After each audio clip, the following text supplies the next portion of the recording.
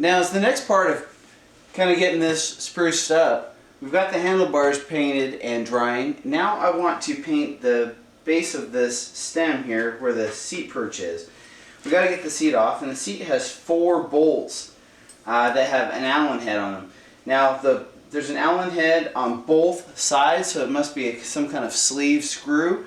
I don't have the same size or 2 of those Allen heads, so I'm going to improvise with a next closest size and see if that gets us anywhere.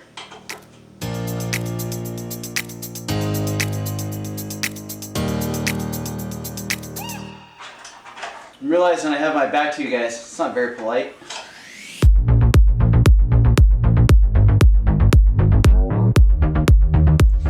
Now for this one that's stuck, let's see if I have a ratcheting tips. Let's see if those work. Well, the good news is that we technically don't have to take the seat off. Now that the seat's out of the way, there's the same type of bolt here, and there's a bolt back here.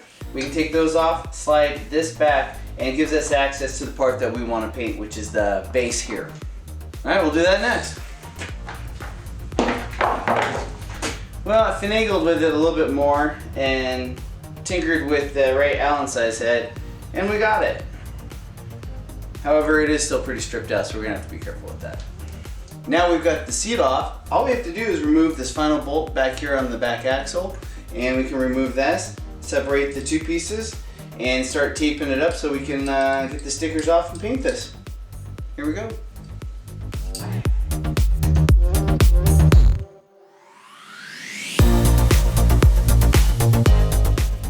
It's kind of pathetic looking now. Let's clean it up.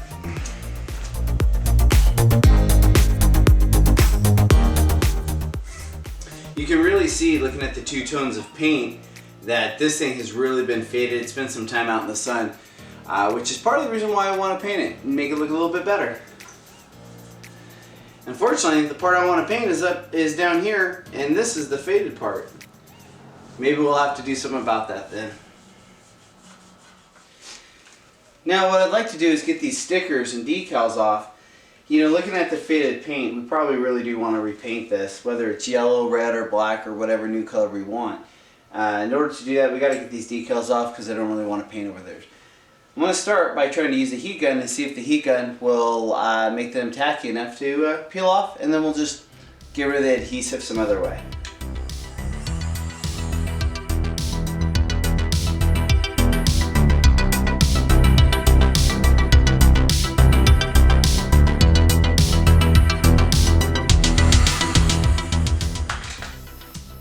Don't seem to be making a lot of headway with this.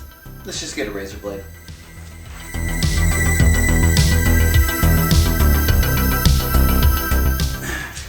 With a traditional wood sander, I'm going to try 60 grit and see where we get with that.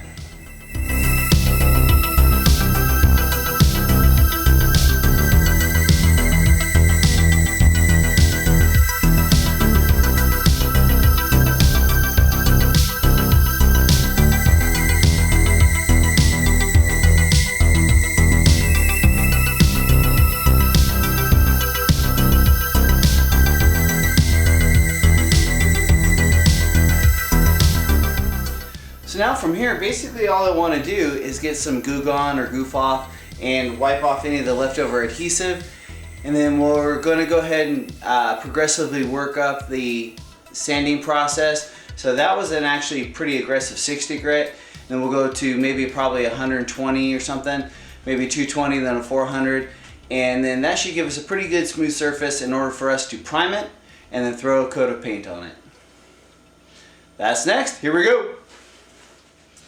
At this point, we might as well take it fully apart, disconnect the frame from the stem or the fork, and then that way we can work with it freely.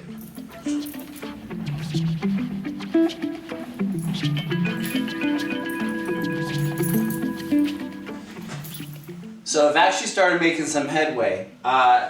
Basically using an electric sander and 60 grit, or maybe 80 grit, I basically had to sand all of this sticker off here, here, here.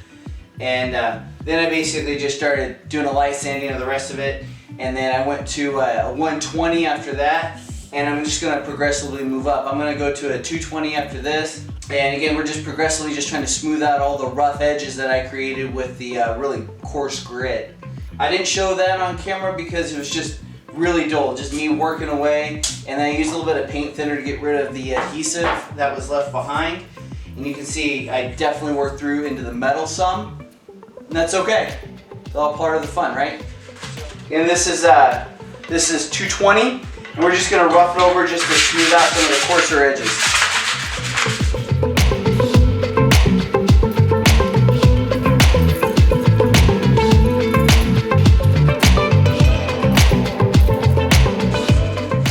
And here we go with our 400 grit. And this will be the last smooth over, so I'm going to spend a little bit more time being detailed on this side.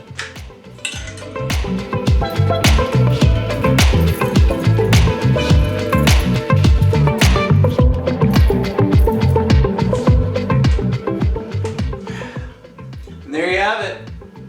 That's 400 grit. And I gotta say, it's actually really smooth. It's pretty smooth. I'm gonna go over it with a pretty good eye and make sure we've got it all. Wanna get in here. And then after I go over it, I'm gonna clean it up really well.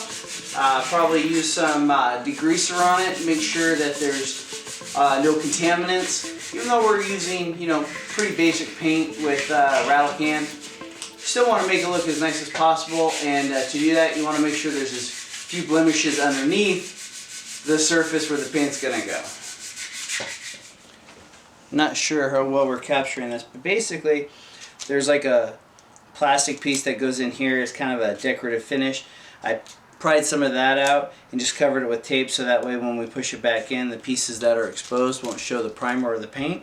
And then just covered up the neck right here, the top, just enough to, again, where once we primer it, it won't show any of the primer or the paint or get into the bearings that are in here. Alright, now we just got to primer it.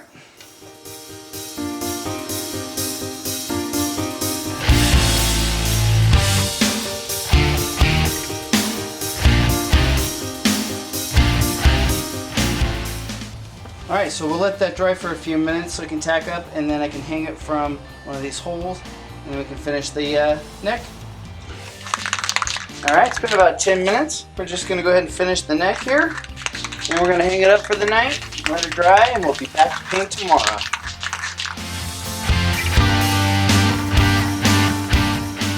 And here it is after being primed. Yeah, looking better, looking better. We're coming along. You know what? I was looking at it here. I'm not sure if you can see, but there's a little bit of a rough edge going on right here. It's not perfect, but it's going to be on the bottom.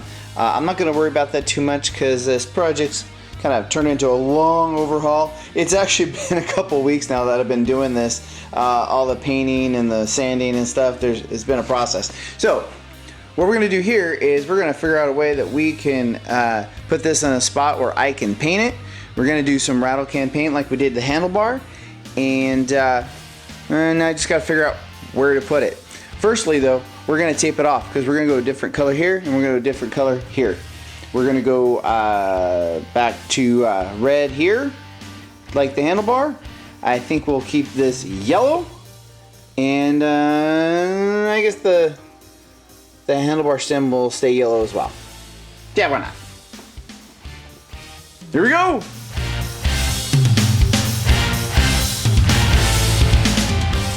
So we have kind of a funny line that we're going to have to follow here.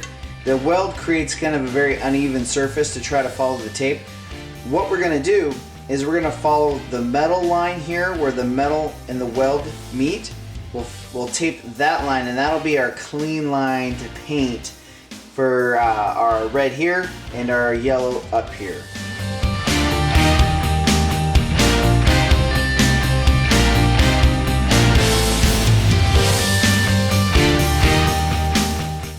Alright, that gives us a good starting point. And then, I want to make sure all these lines are straight as possible.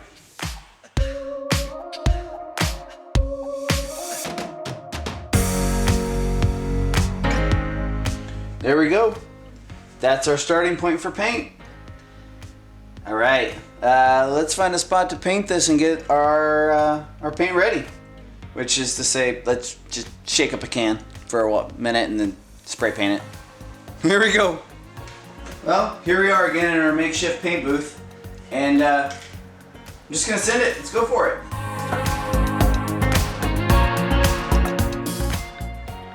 But I really like this cherry red. Really like this cherry red. Well, as you can see, this is definitely not professional grade. I got some dribble marks right here. You can kind of see it in the light there. There's another one on the other side, and it's kind of thick here. I didn't do a great job of making sure it was an even coat. So what we're gonna do is we're gonna let this dry pretty much overnight. It doesn't dry fast enough for me to be able to sand it like I would want to. And that's the next step. I'm gonna let it for a dry. We're gonna sand these dribble marks, and then I'm gonna do a best job I can to try to make sure that we get a much more even coat. And also, we don't have to go quite as heavy because you know, we've already got a color coat down. But I think it looks good. Cherry red is a good color. Once we get the second coat on here, we'll go ahead and pull all the tape off, retape down here, and then we'll paint this yellow. And I don't have that yellow yet, so I'm gonna have to go find that yellow, go get it one, pick one that I like. That'll give me a couple days to do that. And we'll be back, and I'll see you soon.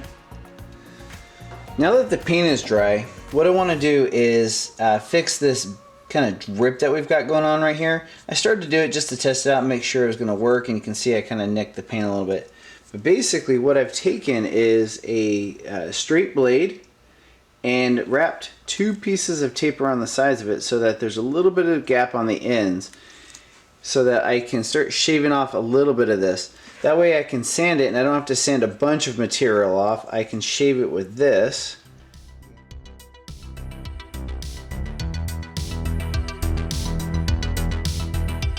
And then just kind of feel it with your finger. You should be able to tell.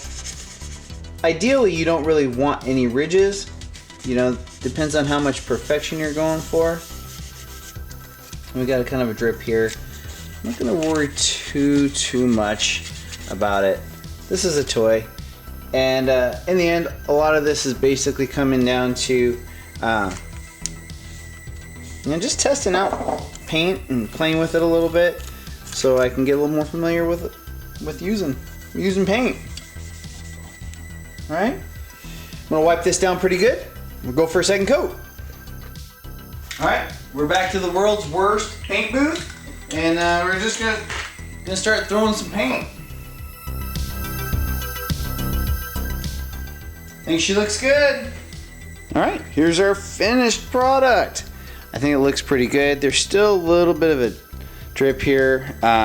Just part of the pitfalls, I think, of spraying at the angle I was spraying, but otherwise it came out really smooth. It's nice and shiny. It's kind of pretty. I like it. And so now we're gonna go ahead and remove the tape, and we're gonna prep this area with tape so we can paint the neck, and that's gonna be yellow. This one we're going for, I believe this is called Sunburst Yellow. 30% greater corrosion resistance and color retention. Ooh, sounds fancy schmancy. All I know, I think that yellow and that red are gonna look good together. It's my personal opinion. You don't want to trust me. I'm colorblind. So either way, here we go. Now, as you can see here, we had a little bit of bleed through. I'm going to do my best to get a nice clean edge so that when we start doing the yellow, we don't get any bleed through and we can actually get a real clean joint piece right there. Alright, using our tape that's obviously too large again, we're going to go ahead and start taping this edge here and prepping for the yellow paint. Again, we're just going to go around, cover everything so that we don't get any yellow overspray. Pretty simple, really. So there we have it. Yes, I'm using grocery bags to tie this off instead of plastic wrap. I didn't buy any plastic wrap and I'm trying not to delay this any longer. So the one thing you want to be careful of is getting paint on the plastic. It can flake, and then those flakes can get on your fresh paint and then ruin the paint job. You want to be very careful of that. We're going to go ahead and go with this method, and if I screw it up, you guys are going to see how not to paint something. Very important to know how not to do something. Alright, here we go.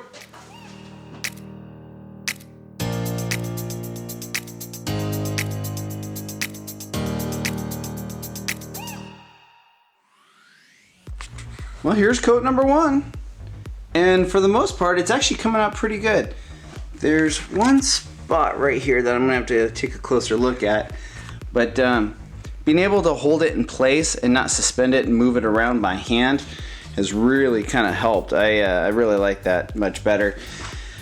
But all in all, I think it came out pretty good. Hopefully my tape line is good. Here we go for round 2.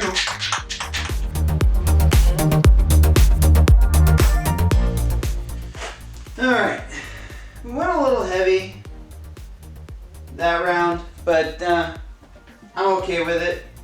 It's not going to be the perfect spray paint job that I wanted, but I really want to get this project done. It's kind of gone on for a long time. We're going to let that dry, and for you, we'll be back in a... So here we are after probably, I would say 3 solid coats of paint. That's about where we're at. I repainted after sanding and it came out pretty good. I've got one drip right here. I'll be honest, I'm not gonna worry about that right now. And I'm pretty happy with it. So let's start unwrapping it and see how our lines came out going around the base between the red and the yellow. All right, here comes our unwrapping. Let's see how this came out.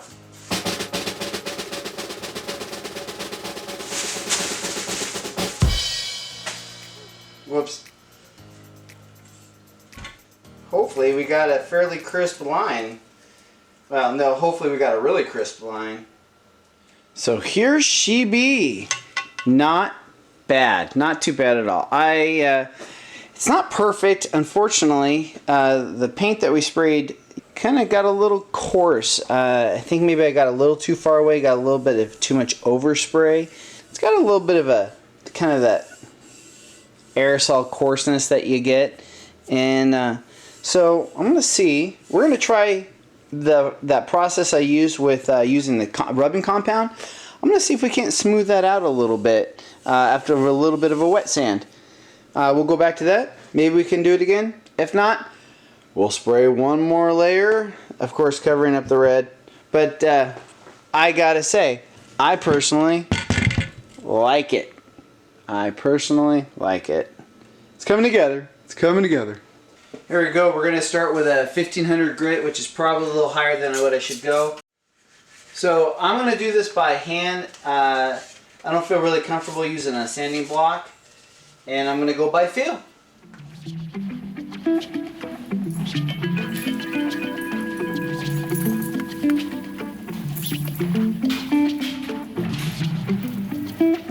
Now one thing you want to be careful of on something like this entire thing is curved. So you want to make sure that you don't push too hard on any part of the curve and start burning through the paint.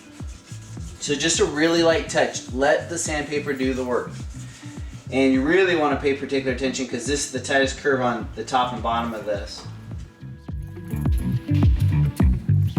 Now you can't hear it on the camera, but as you move down into the rougher areas as you sand, you can hear it get coarser as you move to that coarse area. So let that be a little bit of your guide. Just giving it a good wipe down now. Get all that excess sanded paint off. So what we have here now is a really smooth surface. This is actually really nice and smooth, I gotta say. And that was a 1500 grit. I was thinking of going to a 2000 grit. I think I'm just gonna leave it. Just gonna leave it right there. And we're gonna go ahead and get out the compound and we'll start rubbing it down. As you may have seen on the previous handlebar video, I tried it out. Didn't have great results, but we're gonna go through a couple cycles and see if we can't progressively make it shinier and shinier. Here we go back to our Meguiar's compound again, and same thing as before. We're gonna put a little bit on and just work our way across, and we'll wipe it down after a few passes of a circular motion and see what kind of results we get. Now I'm starting out with a semi-firm pressure on the metal so that we can kind of work this into the paint and begin to get that abrasive to do its job of polishing and bringing out the shine in this yellow.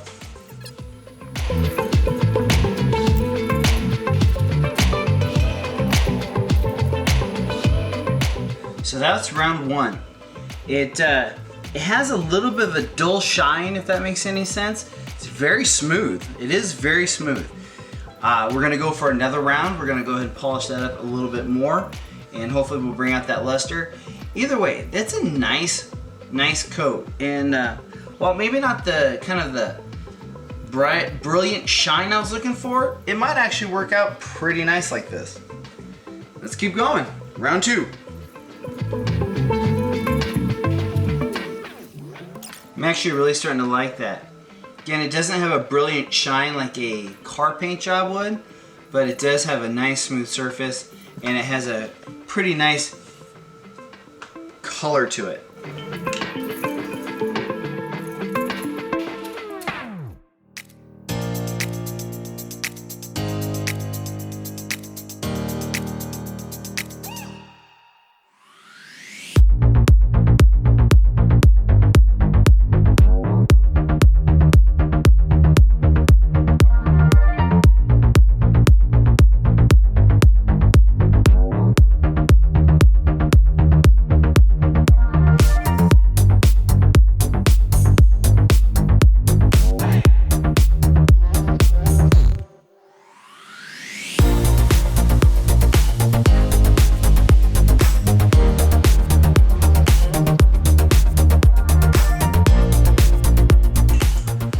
Free tip of the day, using compressed air to get your hand grips on and off. Just get the tip tucked in there. Well, these do have a hole right here. We might be able to use that.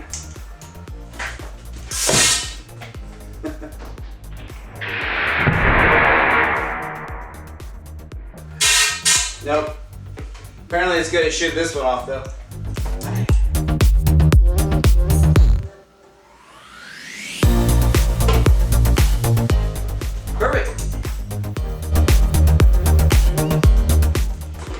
Just like that.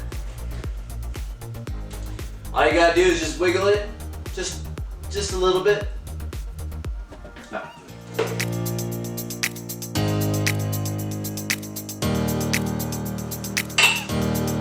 And there we go. Oh man, there she is. We did it. I did it. I painted it.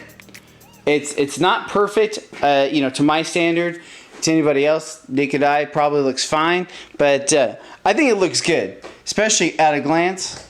I'm very happy with it. I like the black, red, the yellow, the red, the black again. I'd like to clean up that seat, but not going to worry about that right now. There it is. Project complete. Love it. Yes, we did it. We finally finished this project. It's been actually a couple weeks in the making that this drift trike has been in process between painting and sanding and filing and repainting and correcting. It has been a thing. So thanks for coming along with me on this ride. I hope you enjoyed it. I hope the payoff was worth it for you guys. And if you guys haven't subscribed yet, I ask you to consider doing so. Maybe even hitting that notification bell so that you know when new videos are dropping. You guys know the routine. And I appreciate any likes along the way as well. This is Jeremy with No Gears, No Glory, signing off on another video on a completed project. Again, thanks a lot for coming along with me. We'll see you soon. And in the meantime, you guys take care. Bye-bye.